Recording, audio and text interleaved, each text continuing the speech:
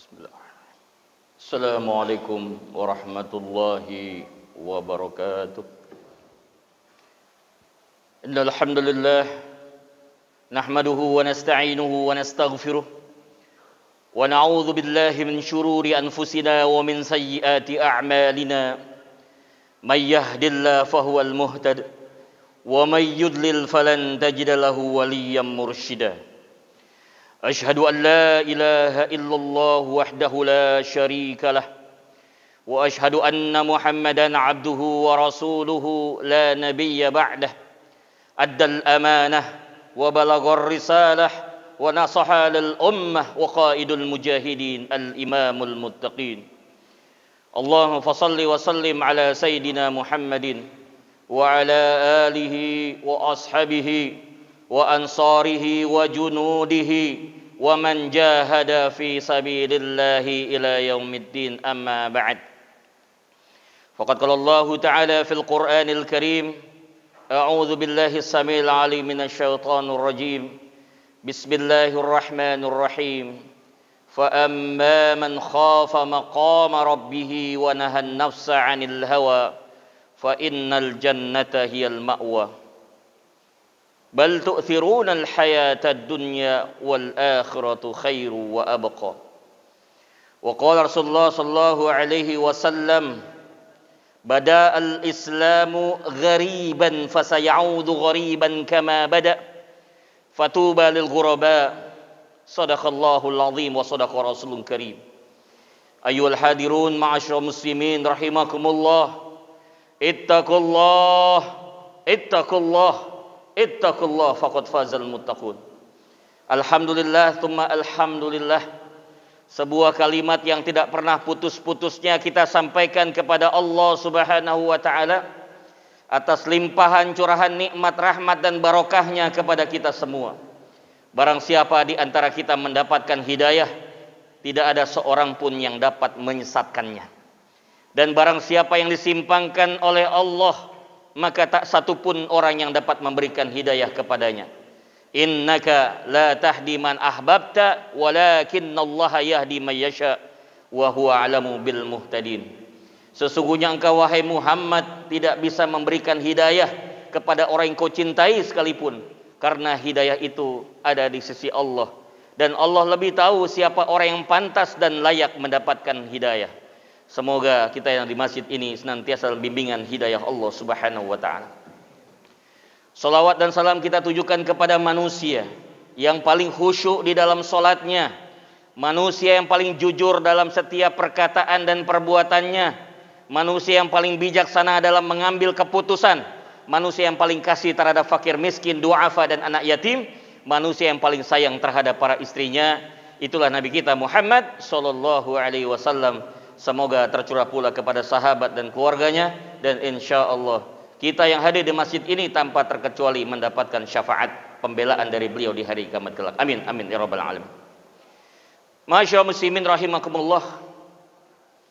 Tidak kurang menurut data statistik, jumlah penduduk dunia pada hari ini kurang lebih sekitar 7,8 miliar. Kalau 7,8 miliar ini ditanya, sebutkan 3 unsur yang Anda sangat inginkan di dalam hidup ini, mayoritas mereka menjawab dengan 3 kata. Kata yang pertama adalah kaya, kata yang kedua adalah sukses, dan kata yang ketiga adalah bahagia. Bahwa kita manusia harus dipahami dan disadari memiliki 2 unsur yang bertolak belakang. Di satu sisi kita diciptakan Allah bersifat jasadiyah, tetapi pada saat yang bersamaan pun ditiupkan ruh, sehingga dengan ruh itulah kita bisa bergerak secara dinamis. Jasadiyah wa ruhaniyah. Yang satu mempunyai sifat unsur bumi, yang satu lagi mempunyai sifat unsur langit. Yang satu mengajak kita untuk memperhatikan hal-hal yang berhubungan dengan materi, sedangkan yang satunya mengajak kita berhubungan dengan hal-hal yang di luar materi. Bahwa kita sampai hari ini, detik ini masih manusia, kita bukan malaikat dan kita juga bukan setan. Kita adalah manusia, dan namanya manusia siapapun dia pasti akan punya 2 unsur ini, unsur bumi dan unsur langit. Itulah indahnya Islam. Allah Subhanahu wa taala mengajarkan kepada kita sebuah doa yang sangat luar biasa. Doa yang sudah sama-sama kita hafal, yaitu Rabbana atina fid dunya hasanah wa fil akhirati hasanah wa qina adzabannar. Tentu saja jemaah sekalian, tidak lagi kita perlu perdebatkan mana yang kita akan pilih. Hidup miskin masuk surga atau lebih baik kita kaya masuk surga. Pasti kita akan memilih yang kedua. Kalau kita bisa kaya masuk ke dalam surga, kenapa harus memilih miskin masuk surga? Dari 10 orang yang dijanjikan oleh Rasulullah ahlul jannah, 9 diantaranya adalah orang-orang kaya, kalangan sahabat Nabi Muhammad sallallahu alaihi wasallam. Jadi unsur pertama yang perlu kita miliki sebagai umat Islam adalah spirit di dalam Al-Quran semua mengarahkan kepada kita umatnya. Umat Islam wajib kaya. Dari surat Al-Fatihah sampai surat An-Nas 114 surat, 30 juz, 8.236 ayat, kita menemukan ada 72 ayat yang berbicara soal jihad. Dan ketika Allah bicara jihad selalu disandingkan dua unsur kata. Yujahiduna fi sabidillah bi amwalikum wa anfusikum. Di mana kita menemukan kata jihad di dalam Al-Quran selalu disandingkan dua kata ini. Yujahiduna fi sabilillah bi amwalikum wa anfusikum. Dan hampir seluruhnya mendahulukan bi amwalikum baru wa anfusikum. Jadi jihad harta jangan dianggap sepele oleh kita. Bahkan diberikan sebuah kedudukan yang tertentu oleh Islam, oleh Allah Subhanahu wa taala. Jihad harta baru kemudian jihad jiwa. Masyaallah muslimin rahimakumullah. Ketika kita berbicara soal kaya, kita harus ingat dengan rukun Islam. Dari rukun Islam yang pertama sampai yang kelima. 4 rukun Islam berbicara soal uang. Untuk sholat kita butuh modal. Paling tidak kita perlu perlengkapan untuk sholat. Untuk berpuasa kita perlu modal. Untuk berbuka dan untuk sahur. Untuk zakat supaya bisa disebut sebagai muzaki, bukan sebagai mustahik, kita harus punya penghasilan yang memadai. Bahkan untuk pergi haji pun tidak bisa berangkat haji kecuali mempunyai harta yang cukup. Dan menurut hukum fikih, haji itu wajib ain. Tidak ada alasan bagi kita untuk tidak berangkat minimal sekali seumur hidup. Pertanyaannya, kalau kita miskin, pertanyaannya kapan kita mau berangkat haji? Padahal itu sebuah kewajiban. Dalam hukum fikih dikatakan sesuatu yang wajib dikerjakan dia berpahala, ditinggalkan akan berdosa. Maka menjadi miskin adalah sebuah dosa. Wajib bagi kita untuk kaya. Itu poin yang pertama jamaah sekalian. Untuk menjadi kaya sesungguhnya tentu saja tidak harus dengan harta lebih dulu. Justru yang paling penting adalah membangun mental kaya. Sebab ada orang yang hartanya bergelimpangan, tetapi dia mentalnya miskin, akhirnya miskin. Di Inggris ada seorang pengangguran mendapatkan hadiah lotre 12 miliar. Dalam waktu 2 minggu selesai, habis. Di minggu ketiga menjadi orang miskin kembali. Jadi yang menjadi fokus kita bukan sekedar menjadi orang yang kaya harta, tetapi bagaimana kita memiliki mental kaya. Kalau kita sudah bermental kaya, insya Allah hartanya akan ikut dengan sendirinya. Surat Yasin ayat 82 mengajarkan kepada kita untuk bermental kaya. A'udzubillahi minasyaitonirrajim. Bismillahirrahmanirrahim. Innama amruhu idza arada syai'an ayyaqula lahu kun fayakun. Seorang muslim yang paham tentang falsafah kun fayakun tidak pernah takut dengan harta, tidak pernah takut dengan angka. Karena kalau dia sudah yakin kepada Allah, semua bisa terjadi. Nothing is impossible. Everything is possible if you believe in Allah. Tidak ada yang mustahil di muka bumi. Segala sesuatu sangat mungkin kalau kita yakin kepada Allah. Anda yang sedang berhutang, berapapun miliar hutang Anda, yakinlah kepada Allah. Tidak ada yang mustahil, lunas. 1. Kaya. Jamaah sekalian, kaya saja belum cukup. Seolah-olah kita hidup hanya untuk sendiri saja. Orang yang bagus adalah bukan sekedar kaya, tapi dia bisa membantu dengan kekayaan itu kepada orang-orang yang tidak mampu. Kaya itu bukan untuk memperkaya diri, tetapi untuk membantu orang miskin lebih banyak. Sekali lagi saya ingin katakan, kaya itu bukan untuk memperkaya diri. Tentunya tidaklah kita punya satu ambisi untuk memiliki rumah sebanyak-banyaknya, mobil sebanyak-banyaknya. Tetapi yang kita inginkan adalah milikilah rumah dan kendaraan secukupnya. Lebihnya kita bisa bantu orang-orang miskin. Itu kaya. Tetapi baru untuk diri sendiri. Maka yang kedua, kita bergeser ke kanan yang disebut dengan sukses. Sukses bukan sekedar orang yang punya jabatan tinggi, apakah dia seorang jenderal, apakah dia seorang profesor, apakah dia seorang anggota DPR, bukan. Bukan. Yang disebut sukses itu, kata Rasulullah, khairun nas anfa'uhum linnas. Orang yang sukses itu orang yang bermanfaat untuk orang lain. Makin banyak manfaat yang dia bisa ciptakan, maka makin sukseslah dirinya. Mari kita berlomba-lomba untuk menebarkan manfaat kepada banyak orang. Kembangkan silaturahim. Karena silaturahim itu bisa memperpanjang usia dan memperbanyak rezeki.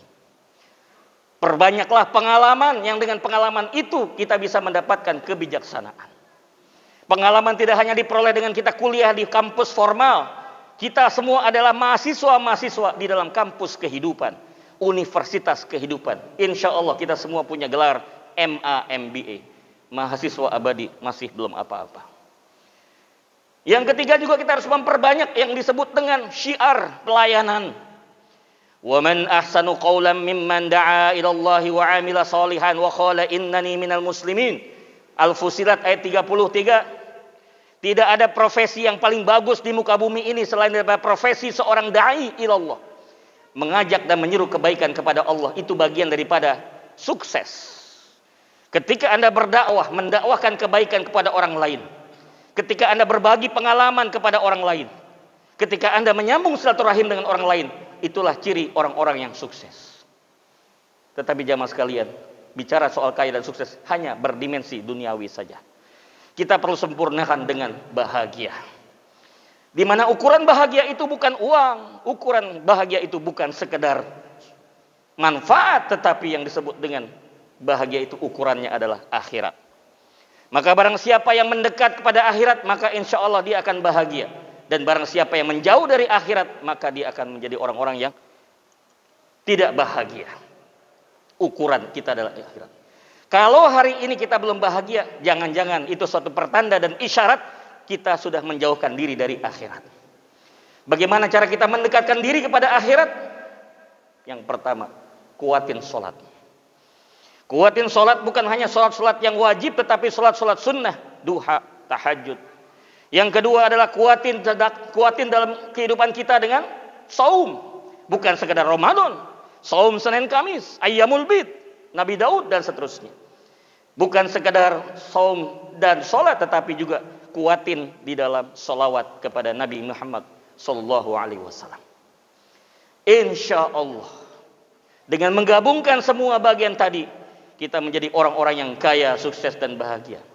Dan kita kunci dengan satu, husnul khotimah. Husnul khotimah adalah dambaan dan impian setiap orang. Pastikan kita meninggal dalam kondisi husnul khotimah. Khatib selalu mengingatkan di setiap khutbah yang kedua, wala tamutunna illa wa antum muslimun. Jangan mati kecuali kita dalam keadaan husnul khotimah. Husnul khotimah ada dua syarat jamaah sekalian. Yang pertama adalah hidup tenang. Yang kedua, wafatnya pun harus tenang. Sebab ada orang yang hidup tenang tapi wafatnya tidak tenang. Ada orang yang hidupnya tidak tenang, wafatnya tenang. Yang kita inginkan adalah bagaimana hidup tenang, wafat tenang. Bagaimana kita bisa tahu kita hidup tenang? Satu, bebas hutang. Saya yakin jamaah sekalian, kalau hari ini kita meninggal dunia, masih meninggalkan hutang, akan menimbulkan ketidaktenangan kepada ahli waris. Jangankan kita meninggalkan harta buat anak dan istri kita, justru malah kita meninggalkan hutang buat mereka. Ingat surat An-Nisa ayat 9. Jangan kau tinggalkan generasi di belakangmu, anak cucumu dalam kondisi lemah finansial. Jamaah sekalian, wariskan untuk keluarga kita kesejahteraan yang terbaik untuk mereka. Kita boleh meninggal sebagai kepala rumah tangga, tapi pastikan kita sudah memberikan bekal yang cukup untuk mereka menjalani kehidupan. Yang kedua, wafat dengan tenang. Ada dua unsur dan syaratnya. Yang pertama adalah terhindar dari siksa kubur. Adakah ada siksa kubur? Jelas Nabi mengajarkan sebuah doa, Allahumma inni a'udzubika minal kufri wal fakri wa a'udzubika min azabil qabri la ilaha illa anta. Tidak mungkin Nabi mengajarkan doa ini kalau tidak memastikan bahwa di dalam kehidupan kubur itu ada siksa kubur. Pastikan jemaah sekalian, kita wafat tidak terkena siksa kubur. Dan terakhir, untuk bisa wafat dan tenang, marilah kita sisihkan harta kita, paling tidak sepertiga dari aset dan properti kita, untuk berwakaf.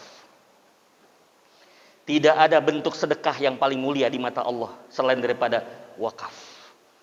Idza mata ibnu Adam in qata'a amaluhu illa min thalathin. Jika anak Adam meninggal dunia, terputus semua amalan kecuali 3. Yang terakhir adalah anak yang soleh. Kita punya anak soleh, tetapi kalau dia meninggal lebih dulu, tidak ada doa buat kita.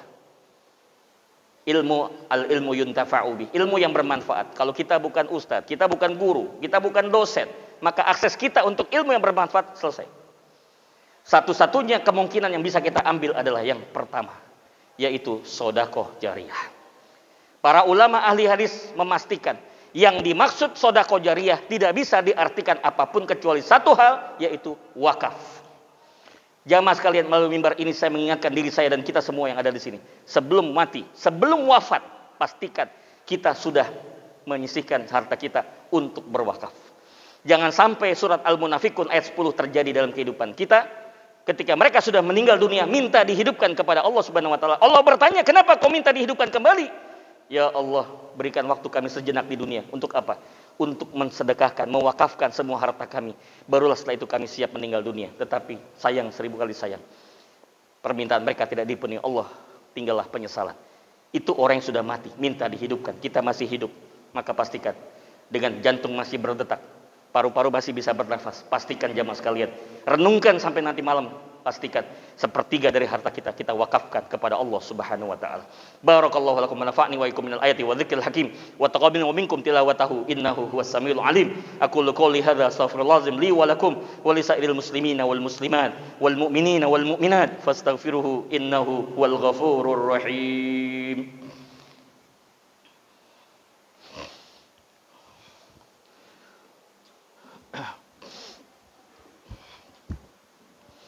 Alhamdulillah alladzi nahmaduhu wa nasta'inuhu wa nastaghfiruh wa na'udzu billahi min shururi anfusina wa min sayyiati a'malina may yahdihillahu fala mudilla lahu wa may yudlil falan tajid lahu waliyyan mursyida.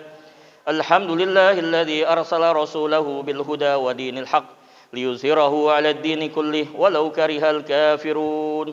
ولو كره المنافقون ولو كره المشركون وكفى بالله شهيدا. أشهد أن لا إله إلا الله وحده لا شريك له وأشهد أن محمدا عبده ورسوله لا نبي بعده.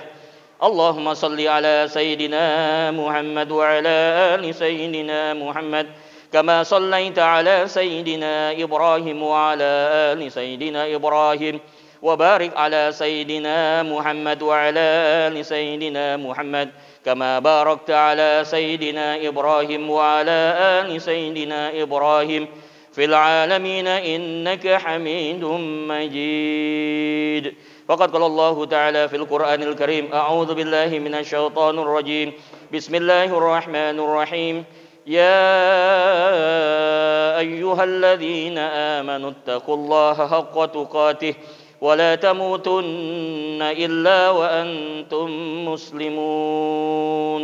وقال تعالى أيضا إن الله وملائكته يصلون على النبي يا أيها الذين آمنوا صلوا عليه وسلموا تسليما. اللهم المسلمين والمسلمات والمؤمنين والمؤمنات الأحياء منهم والأموات إنك سميع قريب مجيب دعوة يا قاضي الحاجات ربنا ظلمنا أنفسنا وإن لم تغفر لنا وترحمنا لنكونن من الخاسرين ربنا اغفر لنا ولوالدينا وارحمهما كما ربونا صغارا ربنا اغفر لنا ولإخواننا الذين سبقونا بالإيمان ولا تجعل في قلوبنا غلا للذين آمنوا ربنا إنك رؤوف رحيم ربنا هب لنا من أزواجنا وذرياتنا قرة أعين واجعلنا للمتقين إماما ربنا آتنا في الدنيا حسنة وفي الآخرة حسنة وقنا عذاب النار وقنا عذاب النار وقنا عذاب النار وادخل الجنة مع الأبرار يا عزيز يا غفار يا رب العالمين ربنا وتقبل دعاء إنك أنت السميع العليم وتب علينا إنك أنت التواب الرحيم سبحان ربك رب العزة عما يصفون والسلام على المرسلين والحمد لله رب العالمين ولا ذكر الله أكبر